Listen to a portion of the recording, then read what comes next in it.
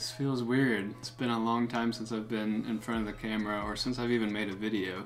Hey everybody, long time no see. Today what I want to do is just kind of tell you where I've been, what I've been up to, why I haven't been making videos as often as I once was, and more importantly, what the future holds for me. And I can say this, it's going to be a lot more exciting than no videos. So I think the best way to give you an idea of where I've been and what I've been up to is to flashback to 2015 on the CDT. So after the end of the CDT, I wasn't really sure what to do and where to go. On a good chunk of my hike, I had hiked with my friend Mihap, and we were both in a similar place, so we decided to move out to Denver, Colorado, and that's where I am now. That's where I've been for, I guess, 4 years now, which seems crazy to me, but it's been good. I'll get into Denver later. It has its ups and downs and good parts, bad parts. So basically, the week I moved out here was the week that this small little backpacking store called Feral was opening up, and I came out, got a job there, and started. I mean, the first day I worked at Feral was its first day open, and I've been working there ever since. And it's actually a really cool place. We started off in a little 800 square foot house just on a neighborhood street not too far from here, and it's just like a literal house jam-packed full of gear. All these little nooks and crannies are stuffed with exciting stuff. The back room was just dedicated to maps, and it was just basically a wall of maps. The front porch was always open. We were drinking beers on the front porch, setting up tents in the front yard. It was a really cool place, and it was a really perfect way for me to get into the outdoor industry and kind of grow with it. And that's what happened over the years. The 4 years, Feral grew. I got to explore the outdoor industry. I got to go to Outdoor Retailer when it was in Salt Lake, and then kept going. Eventually it moved to Denver, so now we go here. So that was fun. That maybe, I mean, I could do a whole video on that. If anyone's interested, let me know below, but just kind of the outdoor industry, Outdoor Retailer, what that's like. Long story short, it seemed like the Mecca at first, like the greatest thing ever. But once you go once, the magic's kind of gone, and it just becomes an overwhelming mass of people focus more on selling and buying gear and less on the outdoors, which, I don't know, kind of lost its charm to me. But anyways, moving on. So yeah, I got to do really cool stuff like that, explore the outdoor industry, get to know it, get to know how backpacking stores function and how gear brands work, how they sell, and like what all the ins and outs are. And Feral grew. Eventually we opened up a second location in Idaho Springs, Colorado. After that, we found out that our little 800 square foot original location was going to be demolished, so we ended up moving out of there and into a gigantic new location on the same street, but with a ton more room and a lot more opportunity. And it's been awesome to see that happen and to be a part of that and have my influences on it in my different ways. Now we're in this old theater building. It's got an upstairs balcony.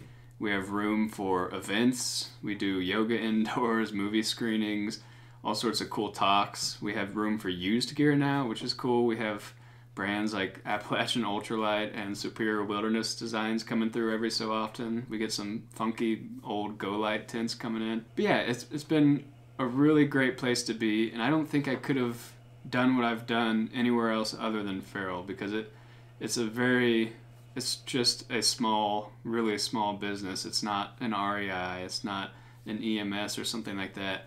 It's literally 8 employees now, and that's split between 2 locations, so we all kind of wear all the hats, which has allowed me to learn everything, and I'm super grateful for my time I've had there. As you can probably tell from the title of the video and just the general tone, I'm not going to be in Denver or at Feral much longer. My plans are changing, and hopefully for the better. While I've been super happy to be at Feral and get to know the outdoor industry, I feel like, I don't know, I've gotten to know as much as I care to.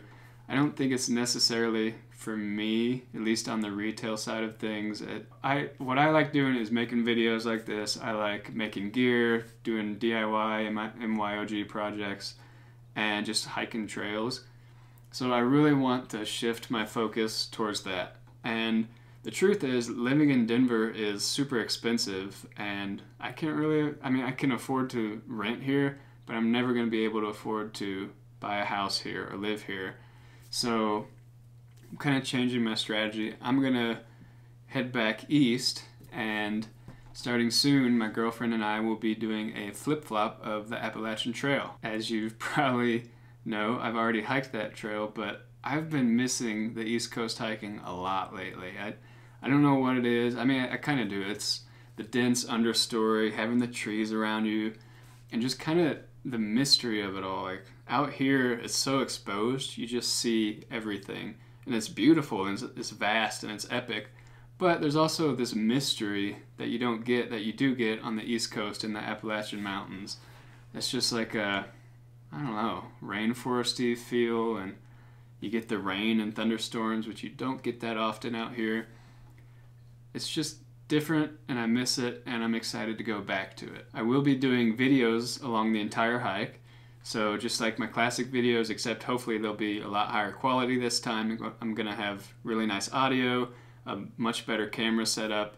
I'm not taking my A6300 that this is being shot on. I don't think that's practical for a thru hike, but I am gonna be taking some higher quality camera and audio gear, and hopefully getting some really cool shots. My long range plan is hike the AT and eventually buy some property somewhere in the mountains along the Appalachian Trail and just start, like, build a house, build a workspace, and just start making gear all the time and making videos all the time. I really want to shift my focus to what I enjoy doing in life, and that's what this is.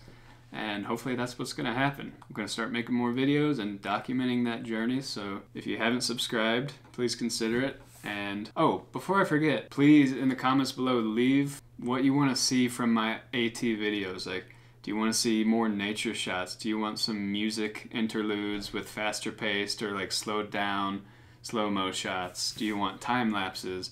What do you want to see from this AT hike? Obviously, I'm going to bring my own style that all of my vlogs have had to it, but I really also want to incorporate things that you all want to see more into the videos, so I'm capturing a more complete picture, because I'm definitely guilty of not having like camp shots in the past, so I'm going to try to do more of that. And yeah, just let me know what you want to see, and I'll try to incorporate it. Anyways, here's to brighter futures and doing whatever the hell you want. I'll see you on trail. Ooh, and I just finished up this pack here. I'll be doing a video on this soon if you want to learn the details. Hopefully, if I have time, I'll do an instructional video on how to make it, but I don't know. I'm running out of time before I get on trail, and I have a lot to do. I've got to make a 2-person tarp tent sort of thing with a bug net because it's the AT, and a bathtub floor because it's the AT, and a few other things. I have to make a pack for my girlfriend, I have to make a food bag, I have to make a quilt for myself. So I've got a lot to do. I'll be doing videos on the things. I'm gonna try to do some instructional videos too, but time is tight. We'll see what happens. So yeah, for real this time. Bye.